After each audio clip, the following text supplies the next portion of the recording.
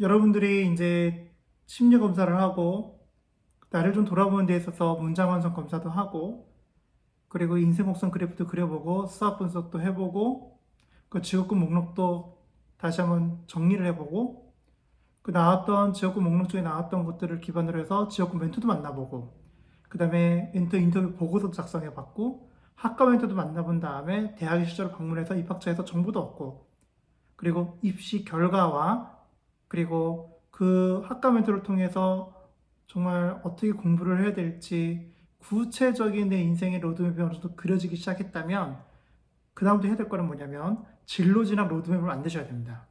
진로 진학 로드맵을 만드는 거는 고등학교 1학년 때 하시는 게 가장 좋아요. 왜 그러냐면 진로 진학 로드맵을 만들잖아요.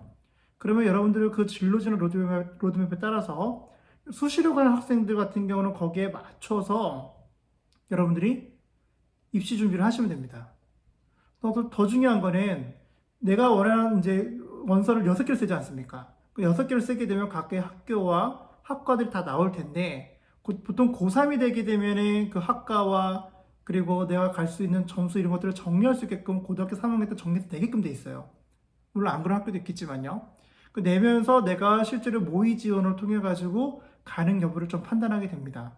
그런데 이 단계에서 여러분들이 기억하실 게 뭐냐면 내가 나를 돌아보고 그리고 직업 세계를 파악해보고 학과 세계를 파악했잖아요. 이것을 잘 정리하는 것이 결국은 이 진로 코칭에서 제일 중요하고요. 특히 결정을 하는 데 있어서는 이런 데이터가 있을 때 내가 잘못된 선택을 하더라도 후회가 없어요.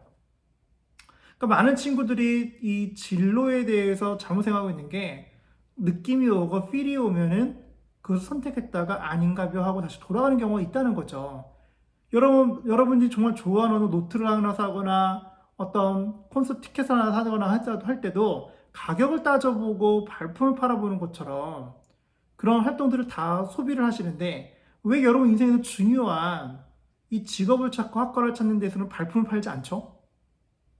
여러분들한테 되게 중요한 그 시점이 거듭말하지만 봐도 이 중고등학교 시절 때 여러분들의 인생에서 중요한 직업군과 학과를 좀 더 명확하게 해서 진로를 잘 준비해 가는 겁니다. 물론 그 설계를 한다고 해서 100% 이루어지지 않죠. 물론 100% 이루어지는 친구도 분명히 있습니다. 보통 우리가 내가 생각하는 길을 발견했다 하면 달려갈 것처럼 얘기하지만 결국 그 중간중간에 산도 있고 들도 있고 강도 있다는 거죠. 하지만 그것을 잘 가기 위해서 나침반과 지도가 있다면 덜 헤매겠죠. 그래서 여러분 인생에서 지도와 나침반을 가지고 잘 살아갈 것을 저는 권해드립니다. 그래서 진로진학 로드맵 총 3년치를 만드시는 거예요. 내가 먼저는 장기적으로는 내가 되고 싶어하는 이 직업군과 그리고 나라 그리고 살고 싶은 지역들을 좀 구체화시키는 거죠. 거기에 맞춰서 뭘 해야 되겠죠? 단기적인 목표는 어떻게 할 것인지.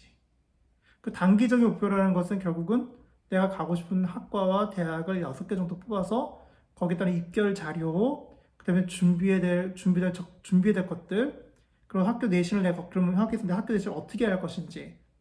그래서 여기서 이제 빠지는 맹점은 뭐냐면 계획은 그렇게 세워놨는데 오늘 하루는 그냥 허술하게 보내는 거죠.